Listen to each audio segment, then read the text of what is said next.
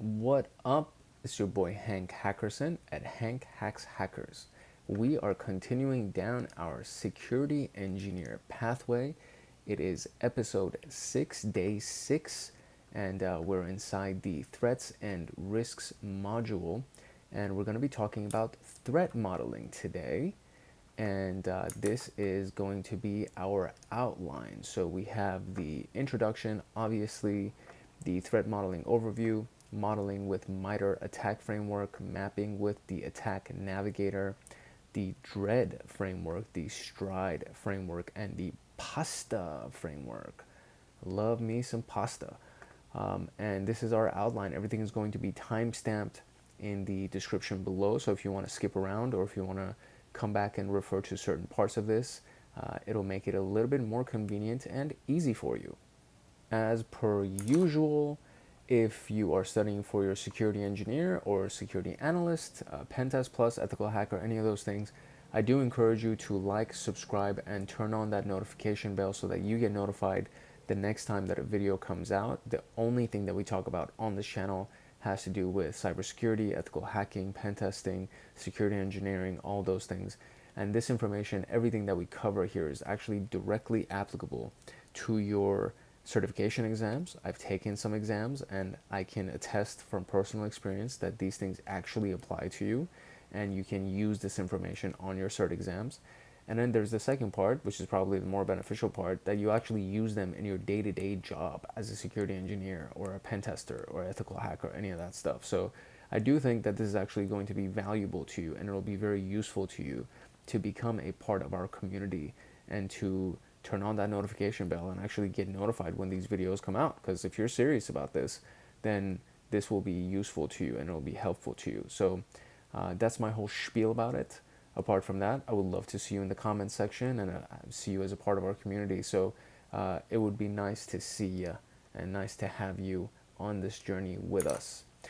Without further ado, let us jump into the introduction of this room. So here are some questions to ask yourself. Amid an ever-evolving threat landscape, is your organization prepared to mitigate potential risks? Do you proactively identify vulnerabilities, prioritize threats, and implement security measures to safeguard your critical assets? How does your approach to managing security risks contribute to maintaining customer trust? These are some of the things that you got to think about when you're doing threat modeling. And in the modern world of advanced freaking hackers, it's probably more important than ever. Definitely more important than ever. As time goes by and people get really comfortable with using AI and all of these things, you are going to need to get really good at this. As a security engineer, you got to understand what all of this means and how to model a threat. And we'll talk about what that means. But you got to get good at this. You got to get good at thinking like a hacker, basically. So what we're going to do is we're going to apply different threat modeling frameworks that actually exist and have been used in previous attacks in large environments and very significant attacks. We're going to talk about the significance of threat modeling, the fundamentals of modeling a significant threat applicable to your organization for emulation purposes, so practice, right? And then different threat modeling frameworks, so like MITRE ATT&CK, DREAD, STRIDE, PASTA, all that stuff. So the prerequisites are Intro to Threat Emulation, which is not available as a room yet, and it's supposed to be coming soon, so I'm excited about that. And Principles of Security, and we already did Principles of Security in episode 2, I want to say. So security principles, unless this is actually different. Let's see if this is a different room. It shouldn't be, but yeah, it's not. So we already did this, and you can go ahead and check it out. So let us jump into the next step right here, which is the threat modeling overview. All right, what is threat modeling? It's a systematic approach to identifying, prioritizing, and addressing potential security threats. Simple enough, right? It aims to reduce the organization's overall risk exposure by identifying vulnerabilities and potential attack vectors. So you're modeling a threat. And if you do that, you can have a proper or adequate security control and strategy, right? And it's pretty important if you want to have good defense. You got to be good at offense. You got to think like a hacker. That's why companies run pen tests. You got to do those things to see how you would respond in a situation where you get attacked. And that's what's very, very important. So you have the difference of threat, vulnerability, and risk. We need to understand what that means. So threat would be any potential occurrence, event, or actor that may exploit vulnerabilities to compromise information confidentiality, integrity, availability. This is the CIA triad. It comes in a lot of different forms. You have cyber attacks, human error, natural disasters. All these things could be a threat. The vulnerability is the actual weakness or flaw in your system or in your application or in your processes or in the training of your employees, right? It could be a lot of different things. That could be your vulnerability. And typically the human being is the most vulnerable element of the security posture of an organization. The risk combines those two. So it's the possibility of becoming compromised because of a threat that takes advantage of a vulnerability. So the risk looks at the possibility or the probability of you actually getting compromised because you have a really bad threat and a bad vulnerability. And then somebody thinks about taking advantage of it, and now you're at risk. So if you want to simplify it, the threat is the occurrence of someone breaking inside your house and taking all your shit. Vulnerability is weaknesses in your home security, such as broken locks or open windows. And the risk is the likelihood of being robbed because you live in a bad neighborhood, or you don't have, you don't lock your doors, or you don't have an alarm system, or you're not in a gated community. A lot of different kind of things. And here's your visual for that, right? So the high level process of threat modeling. So you define the scope. We talked about this in the last video as well. Defining the scope is kind of like the first step of everything, which means what systems, applications, networks, or data, or parts of your building, what is the specific areas that need to be attacked or at least modeled for that specific exercise? And then what are the assets that are inside of that stuff? Inside of this scope, inside of these systems, what is the asset? The system itself could be the asset, but what are the assets inside of this thing? They call it the organization's architecture and its dependencies. It's essential to identify the importance of each asset based on the information it handles: customer data, intellectual property, financial information. Could be a lot of different things. You've seen probably in movies where they call the human being an asset, and that's another thing. It's like, you need to understand what that means. The CEO is an asset. The CEO holds certain access controls and certain information that's not available to anybody else, and so they are an asset. You need to be able to identify those things. Then you got to identify the threats. So potential threats that may impact the identified assets, such as cyber attacks, physical attacks, social engineering. Social engineering doesn't apply to anything other than human beings, right? So of course they fall under asset identification. Your humans are your assets. And of course, insider threats. You have a disgruntled employee and they decide to stab you in the back or rob you, whatever. Analyze vulnerabilities and prioritize risks. Analyze the vulnerabilities based on the potential impact of identified threats in conjunction with assessing and the existing security controls. Given the list of vulnerabilities, risks should be prioritized based on their likelihood and impact. Develop and implement countermeasures, so prepare for them and plan for them.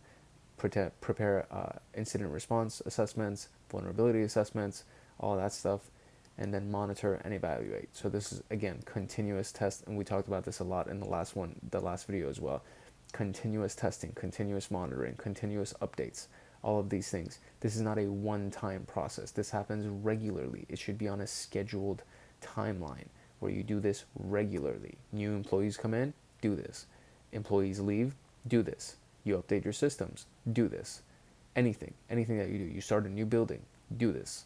All of this stuff. This is regular. This happens regularly, all the time. You have the different teams that need to be collaborating in order to make this happen. So you have your security team. You have the development team, the IT and operations team, the governance, risk, and compliance team. These guys gotta be fun, right? The business stakeholders, and then you have the end users. So the security team, the overarching team of red and blue teams, right? They lead the threat modeling process, providing expertise on threats, vulnerabilities, risk mitigation. They also ensure security measures are implemented, validated, and continuously monitored. The development team is responsible for building secure systems and applications. Their involvement ensures that security is always incorporated through the development lifecycle. So you don't have to go back and patch it, develop it securely, and you don't have to worry about it. Do it right the first time, you don't have to worry about it. IT and operations teams manage the organization's infrastructure, including networks, servers, and other critical systems. Their knowledge of network infrastructure, system configurations, and application integrations is essential for effective threat modeling. You have the GRC team that is responsible for organization-wide compliance assessments based on industry regulations and internal policies. These guys will grab your, like, they will destroy you, right? So these guys are the ones that they almost, I mean, they kind of lead everything. No, that's not compliant. No, that doesn't go according to regulation. No, you can't do that. And it's like, all right, dude, okay, I get it. Jesus. They collaborate with the security team to align threat modeling with the organization's risk management objectives. The stakeholders are the ones that provide input on the organization's critical assets, business processes, risk tolerance. These are investors, C-suite executives, managers. Their involvement ensures that the efforts align with the organization's strategic goals, right? These are the decision makers that have nothing to do with IT or security or compliance. These are the management team, the C-suite executives. And then you have the end users. So the users of a system or application, and they can provide insights and perspectives that team members don't actually have because they're actually using these things regularly. And they can help identify vulnerabilities and risks specific to user interactions and behaviors. So this is not the full list. Let's just be aware of that. This is I guess the more important team. Not to say that other people aren't important, but these guys are like key teams right here. Then this is your attack tree. Look at this. Isn't this fun to look at? So to gain unauthorized access to sensitive data, you can do a bunch of different things. You can bypass network security and exploit VPN vulnerabilities, man-in-the-middle attack. You can compromise user accounts with access to sensitive data. So you do a phishing attack or a password spraying attack. A password spraying attack is kind of the opposite, or I guess the other side of the coin of a brute force attack, which basically means instead of getting one user and trying a bunch of passwords for that one user, you get one password and then you try that password for a bunch of different users. So you spray that password to see which user holds that password. Hunting for credential dumps, these are just some ways to do it. This is not at all the full list, let me tell you. So at the root node represents the attacker's primary goal, gain unauthorized access. The first level of child nodes represents the different high-level strategies that they could do. Each node further breaks down into specific steps. In addition to the traditional hierarchical structure, attack trees can be organized as attack paths or attack vectors, which depict the possible routes or sequences of vulnerabilities a threat actor can exploit to achieve their goal. Paths are essentially chains of vulnerabilities that are interconnected, and we'll see that when we kind of go to the MITRE attack framework. In an attack path representation, the initial starting node represents the attacker's entry point into the system. From there, the various branches or nodes represent the specific vulnerabilities, attack vectors, or steps that the threat actor can follow to advance toward their objective.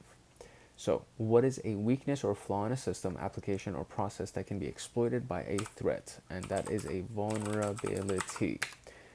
Based on the high-level methodology, what is the process of developing diagrams to visualize organizations' architecture and dependencies? And this is the scope. So let's go up here. Actually, that is asset identification. So that is what that one is. And what diagram describes and analyzes the potential threats against a system or an application? And this is the attack tree, I want to say. That's the diagram, right? Yeah. There we go. So one down and several more to go. So we did threat modeling overview.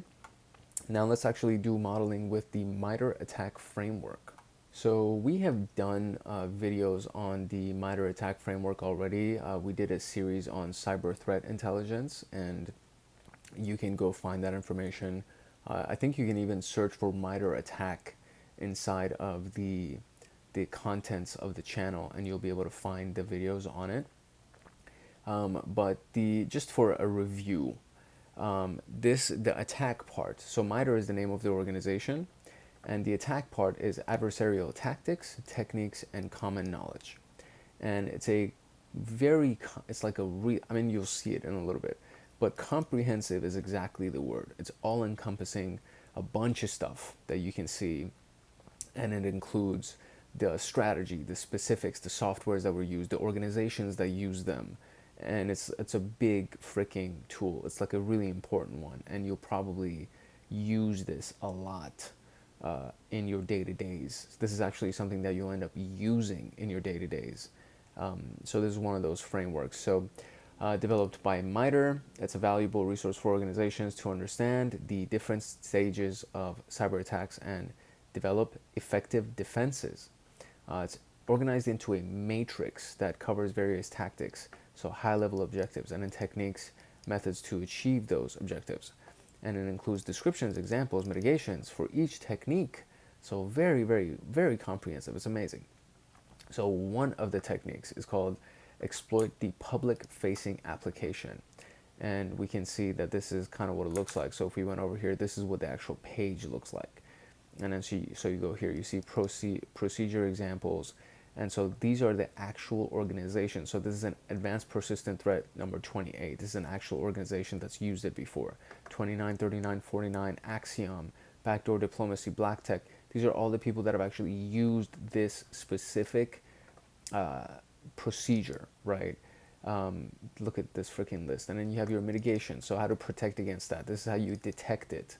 And then these are all of the references for it. And then when you click on any of these, it goes deeper into these different organizations. So you can go into these organizations, and you can go into these mitigations, so on and so forth, right? Procedure examples, we see them over here. We already went through mitigation examples. We already went through that. Detection examples, and then of course references. So this is an overview of what the MITRE attack framework actually looks like. Applying it in the threat modeling process is what we're interested in. The first one would be to identify the potential threats that may impact the business, such as cyber attacks, physical attacks, so on and so forth. And then you map it. So the map is one of the things that I really liked, and I will see that in a little bit as well. But there's a large map. I mean, that's the best way to describe it.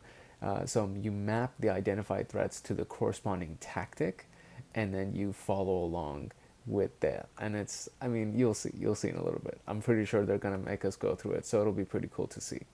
Then we incorporate all of that in our threat modeling process to ensure that we have a good understanding of the security threats potentially, and then have countermeasures and mitigations that we can use. So utilizing MITRE attack for different use cases.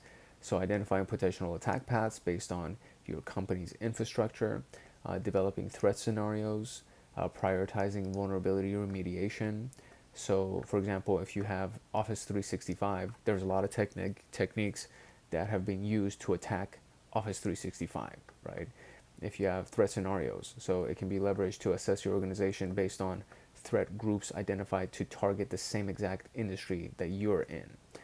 Vulnerability remediation. If you want to remediate a specific vulnerability, you can search for it, and then you can go and find ways to remediate for that vulnerability.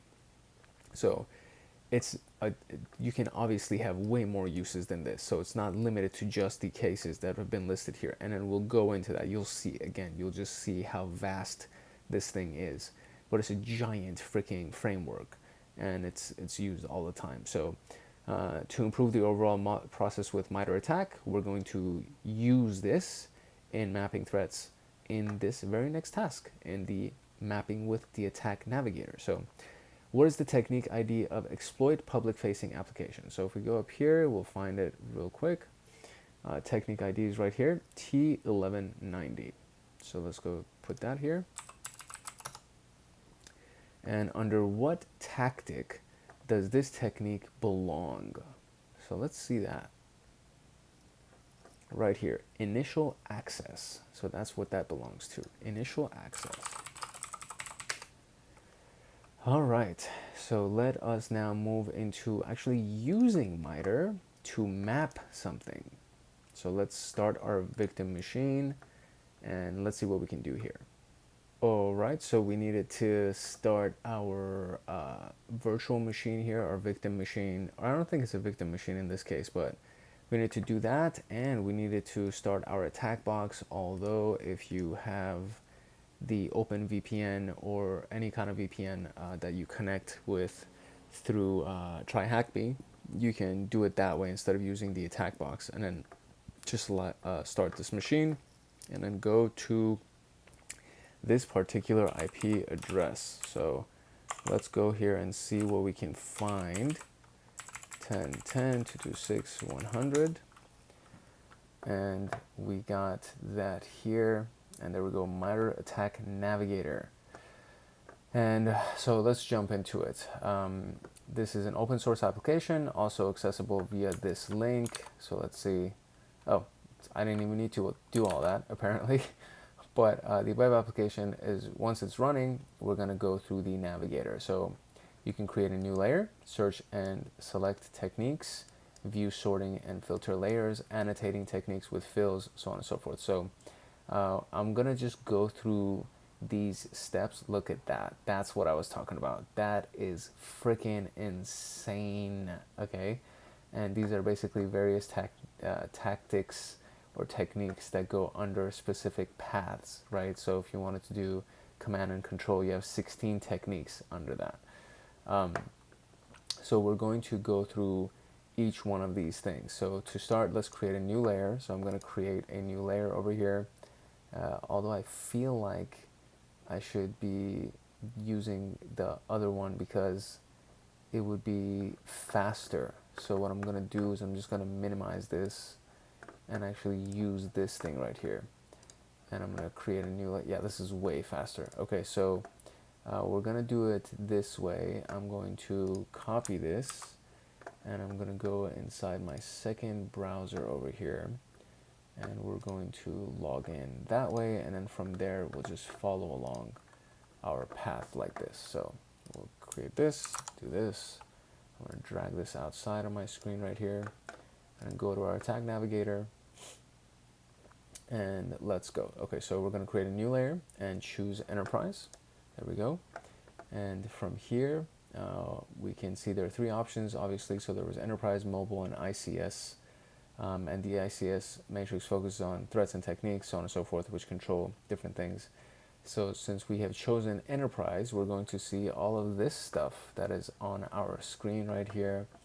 And so we're going to search and select for a technique. So it says the first important feature we want to utilize is the search functionality under the selection controls. So right here, there's a little thing, this thing. So this specific feature allows us to search and multi-select techniques that we want to highlight or mark. You may press the magnifier button to access the right sidebar.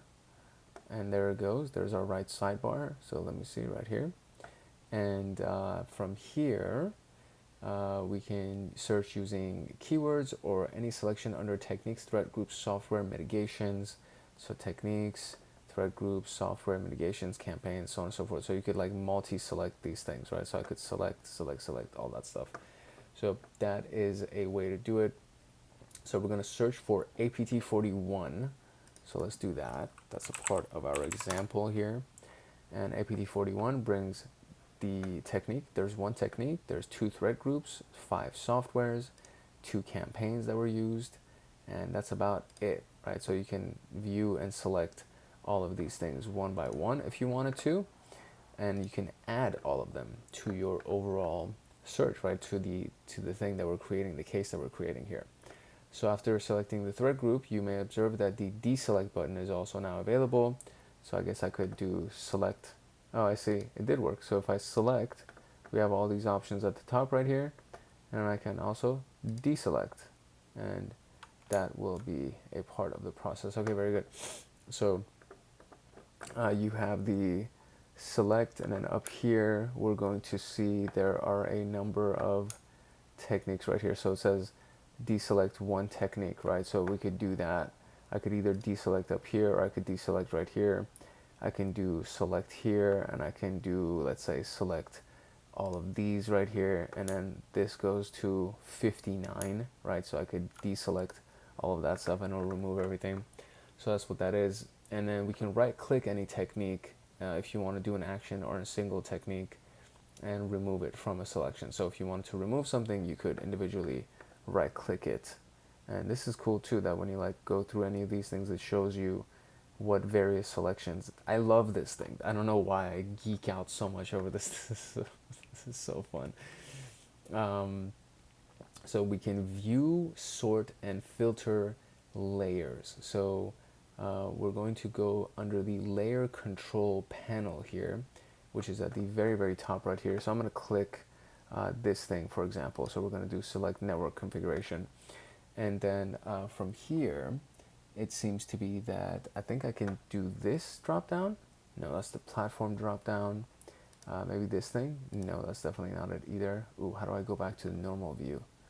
What did I just do? That's nuts. There we go. Okay. Oh my gosh. Oh, I see. This expands everything. Look at that. And then this contracts everything. Gnarly as F. So exporting features. This is what it opens up, I think, right here. You can also open this up right here. This was actually the right one. So if I clicked on this, it brings up these various filters that I can use to choose different types of things. So I can deselect all of these and only go to Office 365 to see what applies to that specifically. And then we can even sort through it, and you can sort through a variety of different ways through A through Z. So all of this is right here. So I'll just zoom in, or I can even do the double click. Let me do the double click. So these are all of our layer control options that they're talking about here. So you can get layer information from here. You can export the information if you wanted to. You can filter through various operating systems or particular softwares. You can do a color setup if you wanted to. You can show and hide things. You can expand the sub-techniques. You can expand annotated sub-techniques. You can collapse the techniques. And you can do a matrix configuration, which shows names or shows IDs. If I did this, I'll see all the IDs that's associated with all of these things. You can show aggregate scores if you wanted to. So if we did that, well, it doesn't show. Oh, I see. So this is part down here. Anyways, I don't want to get too sidetracked too much. And then we can expand sub-techniques, which is what we saw over here. So voila. And now it opens everything up, and then you can see all of these things in all of their sub-techniques, which is a long list. And then we can collapse all the sub-techniques to get it back to this normal thing right here. Annotating sub-techniques. And I think what's nice about this is if you expand it, and if you want to search for a particular thing that's not visible on the screen. So let's say I want to search for Python, for example. So if I collapse this and I do a search on the screen for Python, nothing shows up. If I expand it and search for Python, then you actually see it on the screen. So that's what's really nice about this, is that once you expand it, you can just do a Control F and search through the screen to see what's available. So if I search for cloud, for example, there's 60 or 36 different options that show up. You know what I'm saying? If I collapse everything and then collapse, bro, there we go, and then search for cloud, now you only see 9 options that show up. So that's what's nice about expanding everything. You can do a quick search on the screen and get your results that way. Then you have annotations. So you can annotate techniques. So we can go into the technique controls right here and look at things right here. So you have the toggle state. And so if I click on this, this is actually once the stuff has been selected. So if I deselect this, then the technique controls actually go away. And so toggle state allows you to disable the selected technique, making their view grayed out. And then you can click on it again, I guess. So let's zoom out and see if that actually works. I feel like I should select some other thing. So I'm going to select all on here. There we go. And if I do toggle state, it grays them out. There you go. And if I don't, there they go. there it is. So now you can actually see more of a better view of what that actually does when we have some more techniques on the screen right here. You can do background color. So we already went over here and we can add a red background color. Now you can see all that, no color, you can remove that. Scoring, comment, link, metadata, clear all that stuff. So this is what it is. So you can score these things if you wanted to, add a score to them. You can add comments to them. You can add links to them. You can add metadata, and you can clear annotations or anything that you've already added. You can just clear everything from there. So those are just some options. And so now we have the utilizing the attack navigator section. So we're going to use a scenario here. You're going to search for specific advanced persistent threats and models and techniques, and we're going to add them and going to try to navigate and map them out. So we're tasked to utilize the MITRE attack framework for our modeling exercise. It's in the financial services industry for our organization. So some known threat groups are these guys. So let me go and clear this out from the very beginning, and we're going to search for a few different organizations. So the first one is ATT&CK, and I'm going to select it. And then the next one is ATT&CK. So the first one, 28, was Fancy Bear. 29 is Cozy Bear. And so techniques, threat, ooh, you know what? My bad. So we're going to go for threat groups here. So APT29, we're going to select APT29, and then we're going to go back here and we're going to do APT28 one more time. And the threat group is APT28 right here, not Sandworm Team. And then we have another one called Carbonac, which is a threat group. So we're going to do Carbonac and select these guys. And we're going to do Fin7, which is Carbonac and Fancy Bear. So Fin7, we're going to select these guys. And then we're going to do Lazarus group. And that is another 5 options here, but we're going to pick Lazarus specifically. So now we have all these guys right here. So in addition, your organization uses the following technologies. So we have Google Cloud Platform, an online banking platform developed by internal developers, and a customer relationship management platform. So if we go to the filters here, so Google Cloud, Google Workspace, all these things. So maybe I can try to find various stuff. Let's see if we can search for Google Cloud. Let's see. So these are actually all of the stuff that applies, all the techniques that would apply to Google Cloud. I do realize that I am building quite a database here, so I have 241 techniques now. And as I went through the actual questions that we're supposed to answer right here, I got selection happy basically. When we get to the bottom right here, they literally only have 2 questions. And one of them is how many techniques are attributed to APT33? And then upon applying the IaaS infrastructure as a service platform filter, how many techniques are under the discovery tactic? So first, and this is the discovery tactic right here. So first, I'm going to deselect everything, and then I'm going to go back and search for APT33. And so it says how many MITRE techniques are attributed to APT33. And so right here, it actually says 0. That doesn't make sense here. So let's see what else we can find. Okay, so here's the issue that we're running across here. So there are no techniques associated with APT33. As I search for it, you can see that there's nothing here. There's a couple of threat groups, and this is one right here. So I guess I'll just do that.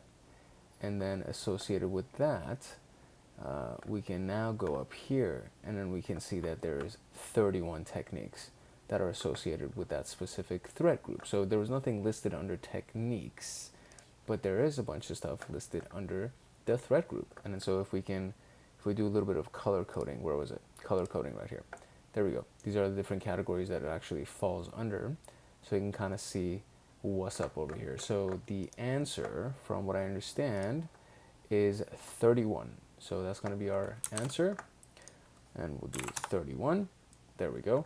And upon applying the IaaS platform filter, how many techniques are under that? So we're going to deselect, and then, oh crap, I forgot to. So I'll select and then remove the color coding. There we go. Now deselect, and then let's do IaaS. There we go. And that is our stuff. So now what we need to do is, as a platform filter, how many techniques are under the discovery tactic? Oh, you know what? I think I was supposed to actually be under APT33 over here and add APT33 and then go over here under our platform filter and choose only IaaS. So I'm going to deselect all of this stuff. Come on. Okay, let me zoom out then. I'm going to deselect all of this stuff and I'm going to leave only IaaS. And there we go. And so there is that. And so the answer now says, how many techniques are under the discovery tactic right here? And right here it says 14. So let's see if that's the right answer. It's not. Okay, so let's go to the section for network sniffing.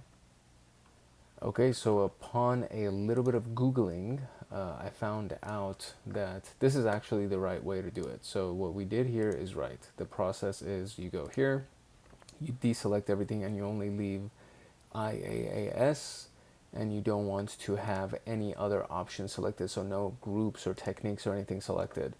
And you're looking for the number of techniques under discovery. Now the number of techniques under discovery in our case are 14, because we are using an updated database. But the actual answer, apparently, is 13. So at the time that they created this lab, there was only 13 techniques under the discovery tactic, and now there are 14, which is actually a great example. It's a great case study or proof of concept that the world of cybersecurity is constantly advancing. So there was a new one that was added to this by the time that they made this thing, which I don't know when they made this, but since they made this room, there was a new technique that was added to the discovery platform or the discovery category. So now we can move on to the tHreAt framework. The tHreAt framework, it's a risk assessment model developed by Microsoft to evaluate and prioritize security threats. It stands for damage, reproducibility, exploitability, affected users, and discoverability. So the damage is the potential harm that could result from the successful exploitation. So pretty straightforward. This includes data loss, system downtime, reputational damage, basically any kind of damage. Reproducibility is the ease with which an attacker can successfully recreate the exploitation of a vulnerability. A higher reproducibility score suggests that the vulnerability is straightforward to abuse, posing a greater risk. The exploitability is the difficulty level involved in exploiting the vulnerability, considering factors such as technical skills required, availability of tools or exploits, and the amount of time it would take to exploit the vulnerability successfully. Then you have the affected users, the number or portion of users impacted once the vulnerability has been exploited. And then you have discoverability, the ease with which an attacker can find and identify the vulnerability, considering whether it's publicly known or how difficult it is to discover based on the exposure of the assets, publicly reachable or in a regulated environment. So damage, reproducibility, exploitability, affected users, discoverability. So this is it. And if you want to kind of look at it simply, right? Damage. How bad would the attack be? How easy is it to reproduce? How much work does it take to launch it? How many people will be impacted? And how easy is it to discover the vulnerability? The guidelines are to establish a standardized set of guidelines and definitions for each tHreAt category that provides a consistent understanding of how to rate vulnerabilities, encourage collaboration and discussion among multiple teams, and use the tHreAt framework with other risk assessment methodologies like MITRE, for example, and regularly review and update the chosen methods and techniques to ensure that they remain relevant and aligned with the organization's needs. When you follow these things, organizations can reduce the subjective nature of the framework and improve the accuracy and reliability of the risk assessment. You have a qualitative analysis that you can get with the tHreAt framework. And it's typically used for qualitative, not quantitative, so quality versus quantity, rating each category from 1 to 10 based on a subjective assessment and interpretation of the questions above. The average score of the criteria will calculate the overall tHreAt risk rating, and these are the scores right here that we can see. So damage, reproducibility, whatever, exploitability, affected users, discoverability. So you have the lower end of the spectrum, the middle, higher, and then the highest. So complete data leak, users with public exploits can successfully reproduce the exploit. Reliable Metasploit module exists. Look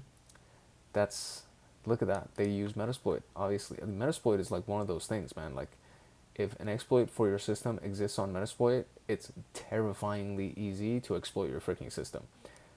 All the users are affected, and almost all known scanning tools can find a vulnerability. So this is what a level 10 would be for all of these different categories right here.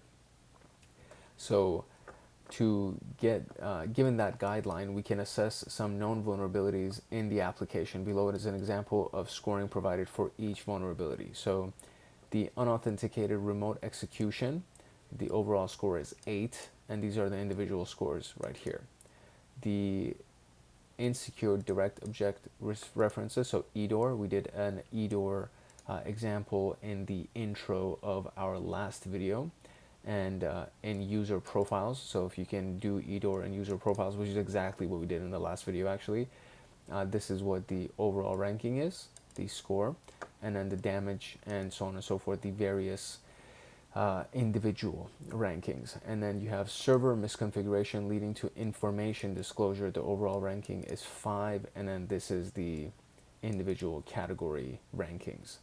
So what's left is to prioritize the vulnerabilities based on their score and apply mitigations to secure the application. So what tHreAt component assesses the potential harm from successfully exploiting a vulnerability? And that is damage, the damage that's done. What tHreAt component evaluates how others can easily find and identify the vulnerability? And that's discoverability. Which tHreAt component considers the number of impacted users? And that would be, I think it's called affected users. Affected users. And there we go. So we got the tHreAt framework in the bag. So let's talk about the Stride framework. What is the Stride framework? And we have a site that's available here. So let's look at the Stride framework, and then we'll go through. Oh, I feel like this is. Ooh, it's like it's running a timer right there. So I probably didn't want. Maybe I need to exit the split view for now. So let's look at. This is a pretty long one. Holy shit. Here we go. So the Stride framework is a threat modeling methodology also developed by Microsoft. So it's looking at potential security threats in software development and system design. The Stride is based on 6 categories. So spoofing, tampering, repudiation, information disclosure, denial of service, and elevation of privileges. And these are the policies that are violated for each one of these categories. And unauthorized access or impersonation of a user, unauthorized modification or manipulation of data, ability to deny having acted, typically due to insufficient auditing or logging, unauthorized access to sensitive information, disruption of the availability, preventing legitimate users from accessing it, unauthorized elevation of access privileges, allowing threat actors to perform unintended action. As you can see, the table above also provides what component of the CIA tHreAt is violated, so we already saw that. By analyzing these 6 categories, organizations can proactively identify and address potential vulnerabilities in their systems and overall security posture. To understand the framework better, we can go deeper into it. So Spoofing would be sending an email as another user, creating a phishing website mimicking a legitimate one to harvest credentials. Tampering is updating the password of another user, installing system-wide backdoors using elevated access. Repudiation, denying unauthorized money transfer transactions wherein the system lacks auditing, or denying sending an offensive message to another person wherein the system lacks proof of receiving one. Information disclosure, unauthenticated access to misconfigured database that contains sensitive info. Accessing public cloud storage that handles sensitive documents. Denial of service, flooding a web server with many requests, overwhelming the resources and making it unavailable. Deploying a ransomware that encrypts all system data and prevents other systems from accessing the resources. Elevation of privileges would be creating a regular user but being able to access administrator console, or gaining local admin privileges on a machine by abusing unpatched systems. The examples above illustrate various scenarios in which the categories can occur, emphasizing the importance of implementing robust security measures. Typical representation of results would be this, right? So sending a spoofed email wherein the mail gateway lacks email security and login configuration goes under spoofing and repudiation. Flooding a web server goes under denial of service. Abusing SQL injection would be tampering, as well as information disclosure. Accessing public cloud storage is information disclosure. Exploiting a local privilege escalation vulnerability would be a tampering, right? So threat modeling with STRIDE. System decomposition, break down all accounted systems into components such as applications, networks, and data flows. Understand the architecture, trust boundaries, and potential attack surfaces. Apply STRIDE categories for each component. Analyze its exposure to the 6 STRIDE threat categories, identify potential threats and vulnerabilities. Threat assessment, evaluate the impact and likelihood of each identified threat. Consider the potential consequences and ease of exploitation. Develop countermeasures, so design and implement security controls to address identified threats for each STRIDE category. Validation and verification, test the effectiveness of the implemented countermeasures to ensure that they effectively mitigate the identified threats. Conduct penetration testing, I love that freaking phrase. Code reviews, security audits. Continuous improvement, regularly review and update the threat model as the system evolves. And this is a freaking common phrase that we hear all the time in this room. It's continuous monitoring, continuous improvement. This is going to be a theme of all security engineering. It's continuous. It's continuous. It's not a do it once. You do it all the time. Okay?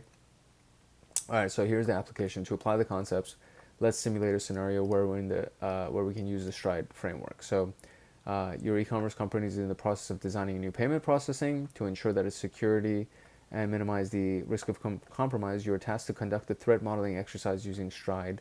All your assets are stored in a secure cloud infrastructure developed by the architect. As the leader of this, you will be working with different teams to create a thorough threat modeling plan. Together, you aim to identify potential security threats and protect your payment processing system, ensuring the safety of the customer info. As a guide, here are the roles and responsibilities. So we have the development team, system architecture team, security team, business stakeholder team, and network infrastructure team. Development team responsible for building systems and applications. System architecture responsible for designing the overall architecture of the cloud services. Security team provide expertise on threats, vulnerabilities, and risk mitigation. Provide business stakeholder, provide valuable input on critical assets, business processes, ensures alignment between the initiative and the organization's strategic goals. And network infrastructure manages the organization's infrastructure, including servers and critical systems. So we're going to click on the view site and work on this. What foundational information security concept does the STRIDE framework build upon? I don't know if that's a part of the task. So the task is going to get the flag from the modeling exercise. So first we're going to answer the questions from the content here. So what foundational information security concept does the STRIDE framework build upon? That would be the CIA triad, the confidentiality, integrity, and availability. What policy does information disclosure violate? And we can see that up here. So information disclosure violates confidentiality. So I'm just going to copy paste that down here. And which stride component involves unauthorized modification or manipulation of data? And I want to say that was tampering. So let's type that one in. Which stride component refers to the disruption of this? That is denial of service, baby. And so, okay, so provide the flag for the simulated threat modeling exercise. So now we can open this thing. I don't know what that clock was that was running down. That was making me nervous. So here we go. So, okay, the clock is reset. Let's enter this thing. You're already late. It's 11 a.m. Okay, fine. That's what that was. You must finish meetings with different teams before submitting the threat modeling plan at 5 p.m. You will find appropriate employees between 11 to 4 p.m. 4 p.m. is the time you need to work on your presentation. Keep an eye on the timer as you have to create your presentation at 4 p.m. and submit at 5 p.m. Navigate around the office by clicking the left and right arrows. In case you go to the wrong room, cafe or CEO room, an hour will be added to your time. Jesus. Okay, so software development. All right, so let's go in here. Development room. Can you provide an overview of the application structure, registration, authentication, user dashboard, search functionality, and payment? So we have the following features. Great. Got it. I'll coordinate with the other teams to understand more about this. Thank you for your insights. Moving on. So that's system architecture. I think that's what it was. They already added an hour to my shit. Jesus Christ. Wait. That's a different room. Yeah, okay. So system architect. How can you provide an overview of this? So Amazon EC2, RDS, relational database, Amazon S3. That's great. We'll also plan Elastic Load Balancer to handle the traffic distribution, but they're still in the works. Great, thank you so much. It's now 1 o'clock. So information security. Can you help identify potential threats and vulnerabilities? DDoS, distributed denial of service, SQL injection, brute forcing of credentials, enumeration of exposed assets. In addition, network can be infiltrated with phishing attacks containing malicious payloads that may affect the employee workstations. Okay, very good. Strategic planning. What is the critical assets? Personal and financial data, security, transaction processing, ensure the availability, integrity. Very good. Thank you for the insight. It's already 3 o'clock. This is ridiculous. How's this working? Can you provide information, so on and so forth? Fine. Database service, firewalls, mail servers, file servers. Great. We're still working on this. In addition, most of the workstations already use Windows 10, and we're pushing to have an automated way of pushing security updates. Great. Thank you. It's already 4. I need to finish the plan. Prepare presentation. Okay. Okay. It's like stressful, bro. Insecure web application search functionality leading to SQL injection. That would be tampering. You know what? We also have this over here that we can look at a little bit. So SQL injection abusing would be tampering and information disclosure. So we'll do both of these right here. Okay. Insecure AWS infrastructure without load balancers. That would be a denial of service. Yeah, I think that would be the main one. Mail server with no logging enabled. So spoofed email would be spoofing and repudiation. And unpatched employee workstations. Let's see. Unpatched employee workstations.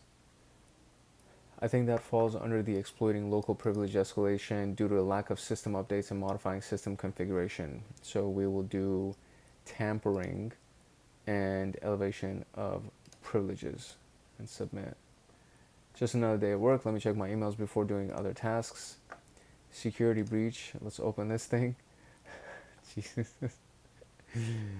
Security breach incident notification. We've detected a security breach involving the EC2, RDS, and S3 services. In addition, the e-commerce platform's accessibility to the public is affected due to denial of service. Immediate actions are being taken to secure transactions and ensure service availability. So you have the security team. Okay, so let's continue. There's something wrong with the threat modeling plan. You need to review and apply necessary changes. Okay, Stride components. Insecure web application search functionality leading to SQL injection. I'm going to say this as well as, so what was it that we chose earlier? SQL injection was tampering and information disclosure leading to SQL injection. I'm still going to keep this. I'm still going to keep these two. So that one's fine. Insecure AWS infrastructure without load balancers. That would be denial of service. Yeah, that's the only thing I can think of. Mail server with no logging. So that would be spoofing, as well as repudiation. I think maybe it was the last one that was unpatched employee workstations, and that could be tampering. Yeah, so let's try that. Just another day, open, and we have detected security breach involving the AWS EC2 RDS and S3 services. In addition, e-commerce platforms' accessibility to the public is affected due to the denial of service attack on our cloud infrastructure. What do you mean? Immediate actions are to be taken.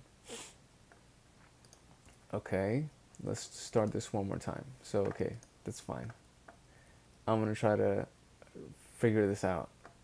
Okay, that's what it was. So the S3 server was a combination of these things. So it was the flooding the web server with the load balancer and accessing public cloud storage with Amazon S3 and Azure Blob. So it was information disclosure and denial of service. That's what it was. I should have paid better attention to the actual email that I was getting. And there's our flag, baby. So here we go. We are done with that one. So let's go look at Pasta.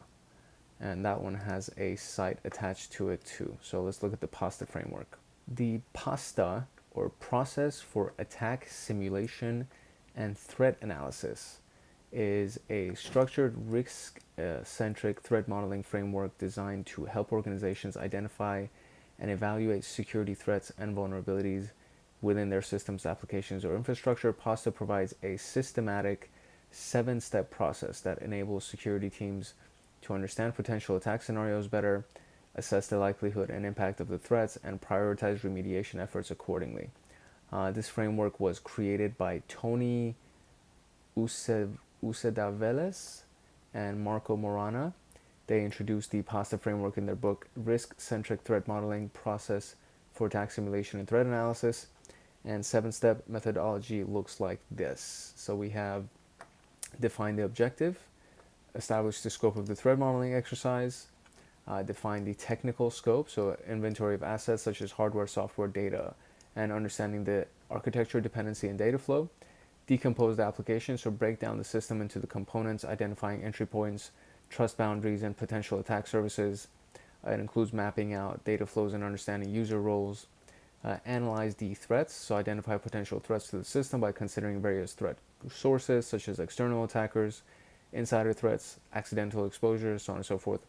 Vulnerabilities and weaknesses analysis, so analyze the system for existing vulnerabilities such as misconfigurations, software bugs, unpatched systems that an attacker could exploit, and vulnerability assessment tools and techniques such as static and dynamic code analysis, penetration testing, can be done here. Analyze the attack, simulate potential attack scenarios, and evaluate the likelihood and impact of each threat. It helps determine the risk level associated with each threat, allowing prioritization of the most significant risk, and then risk and impact analysis. So develop and implement appropriate security controls and countermeasures to attack the identified risks, such as updating software or applying patches or implementing access control. The chosen countermeasures should be aligned with the risk tolerance and security objectives. The PASTA methodology guidelines. So define the objective, set clear and realistic objectives for threat modeling, identify relevant compliance requirements, define the technical scope, identify all critical assets like systems, applications that handle sensitive data, develop a thorough understanding of the system architecture, including data flows, decompose the application, break down the system into manageable components, identify and document each components, possible entry points, trust boundaries, attack surfaces, data flows, and user flows. Analyze the threats, research and list potential threats from various sources such as external attackers, insider threats, and accidental exposures. Leverage threat intelligence feeds and industry best practices to stay updated on emerging threats. Vulnerabilities and weakness analysis, combination of tools and techniques such as static and dynamic code analysis, vulnerability scanning, pen testing, identify potential weaknesses in the system, keep track of known vulnerabilities and ensure they are addressed promptly. Analyze the attack, develop realistic attack scenarios and simulate them, which is kind of like a pen test. Create a blueprint of the scenarios via attack trees and ensure that all cases are covered and aligned with the objective of the exercise, and then risk and impact analysis. So assess the likelihood and impact of each identified threat and prioritize risks based on the overall severity. Determine the most effective and cost-efficient countermeasures for the identified risk, considering the organization's risk tolerance and security objectives. So these guidelines provide a foundation for effectively using PASTA framework, 7-step methodology. However, adapting and customizing the approach according to organization unique needs are crucial.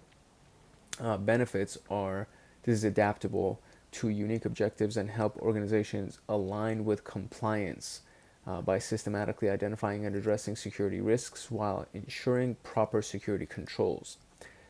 Other frameworks, PASTA fosters collaboration between stakeholders, developers, architects, security professionals, promoting a shared understanding of security risks. The PASTA methodology helps organizations meet compliance requirements by systematically identifying and addressing security risks, ensuring that appropriate security controls are in place. And finally, the primary reason to use PASTA is the comprehensive and systematic process, ensuring a thorough analysis of the entire landscape. Organizations can proactively address security risks by employing PASTA, tailoring the 7-step methodology to the unique needs, and maintaining a solid security posture. The application of the PASTA framework, we're going to now use it as a simulation. So we have a few teams here. We're using an online banking platform catering to many users across the Asia Pacific region. To ensure resiliency, we are tasked to conduct a threat modeling exercise using the PASTA framework. As the leader of the initiative, you will be working with different teams to create a thorough threat modeling plan. We are going to identify potential security threats and protect the online banking platform, ensuring the safety of the customer information. So these are the roles that we got here. We got the development team, the architecture team, security team, and the business stakeholder team. And then we got to go and capture that flag at the end. So in which step of the framework do you break down the system into its components? And that is the, decompose the application part. There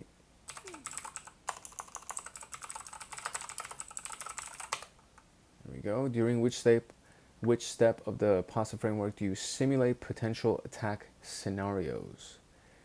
And that would be analyze the attack. So develop the realistic attack scenarios and simulate them. So that would be analyze the attack. They spell analyze incorrectly, which is just hilarious to me. In which step of the PASTA framework do you create an inventory of assets? I'm just going to copy and paste this thing because this is, sometimes they misspell things. Define the technical scope, And so now let's look at the threat modeling exercise here. Try to capture this flag. Oh, same thing. Is this it? No, it's not. It's just a different framework. So same type of a scenario. So I need to work with someone who can define the objectives of our threat to identify the critical assets. So CEO's room. You're not allowed to enter this room. Get out. An hour has been added. Okay. What the fuck? That's rude. Information security. You went to the wrong resource. An hour has been added. You know what, bro? I'm gonna restart this because I didn't read those initial instructions, and I feel like I need to read those freaking initial instructions. So let's see if I can restart this thing. Okay, here we go. What are the instructions? You're already late. Fine. You must finish the meetings with teams. Okay. Okay. In case you go to the wrong room, the cafe or the CEO room, an hour will be added to your time, resulting in a late submission. And so these are the teams that I get to use, I guess. So I get development team, system architecture, security, and business stakeholder. So got it. Strategic planning. I think I can go in here, right? Okay, great. Jesus. Yeah, business stakeholder team room. Okay. So, hey, I'm currently working on a threat modeling plan. I want to ask for your expertise. What's up? What are the critical assets? Our top priorities are to protect our customer personal financial data, secure the transaction processing systems, and ensure the availability and integrity of the online banking services. Okay, great. Thank you so much. I don't know much about infrastructure. I need someone who can help define their infrastructure. Can't go to the CEO's room. Established that already. Network infrastructure. Can we go in here? I think I can go in here. No one is here. Okay, that's fine. Just don't kick me out. Software development, the development team. We can definitely talk to these guys. I went to the wrong room. What? Cafe, definitely not. System architecture. We can talk to these guys. Can you provide an overview of the application structure? So Amazon EC2, RDS, Amazon S3, Elastic Load Balancer, and data flows. Can you expand further? We utilize Amazon S3 for storing static assets and files such as customer profile, pictures, document uploads, EC2 for hosting microservices via virtual machines, and RDS for storing customer data. Okay, thank you so much. Now we need to find out the online banking. So network infrastructure, I don't know if I can talk to these guys, and it's going to be 4 o'clock. System architecture, we already talked to them. Information security, we can talk to these guys. Oh, I can't talk to these guys either. Ugh, golly. Okay, let's see what I can find here. Okay, so I had to visit these things in a certain order. So once you have the first 2, you get to go to the security person's room. External attackers can break in using brute force, SQL injection, cross-site scripting, distributed denial of service. In addition, insecure configurations such as exposed public buckets. Now, based on these potential attacks, what can we do to mitigate them? We can implement account lockouts after several attempts. SQL injection can be mitigated by using secure coding. For cross-site scripting, we need to ensure data output is correctly encoded, and to counter DDoS, we can use services that automatically protect against such threats and plan for scaling to handle the increased load. We need to harden all AWS services and limit accessibility of each one. Okay, almost done. The last thing I need is someone to provide potential impact of the identified risks. And I need to restart my freaking thing. Okay. Golly.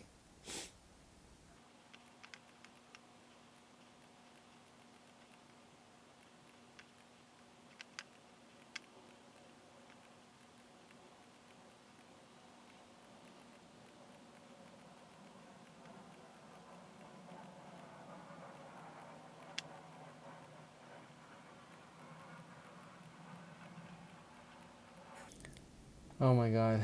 I had to visit the strategic planning room twice so that they could tell me what the potential impact of everything is. You have to pick everything in order. Uh, I mean, I'm not gonna redo that again. I'm sorry. You can probably Google the order of this room. Um, Actually, I think I'll just in the edit I'll just save that last round that I did so that you can just see the order of which I picked them. I think that's the better way to do it. So you will have seen it in the edit. Let's finalize the plan based on the discussion. So hopefully we can get this in the right order here. What should be the top priority for the online banking platform as mentioned by the business analyst? Maximize profits? No. Protect customer personal data? Yeah. There we go. Protect data. That seems to be good. According to the system architect, what are the primary technical assets of the online banking system? Office? No. Amazon EC2? Yes. That sounds good. What components of the application did the lead developer highlight during the decompose the application phase?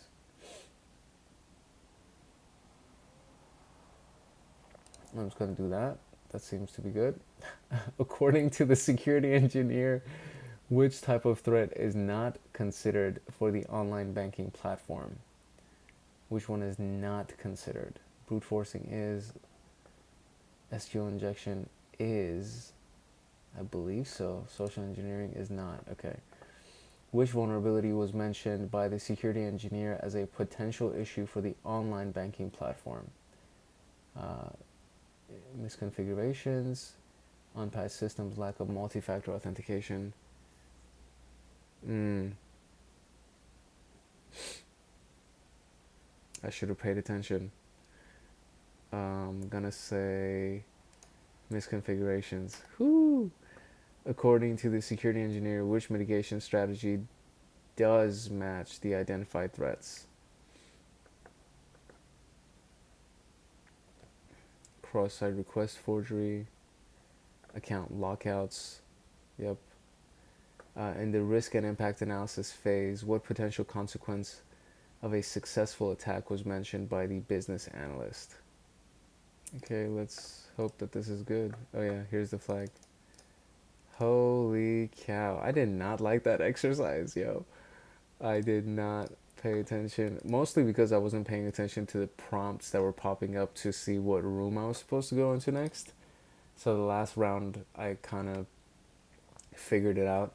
It's so amazing the things that you can figure out by just paying attention to what the fuck is going on. Excuse my French here. But that was it, buddy. That was the end of the threat modeling room. So let's jump into this conclusion real quick, and we can bounce.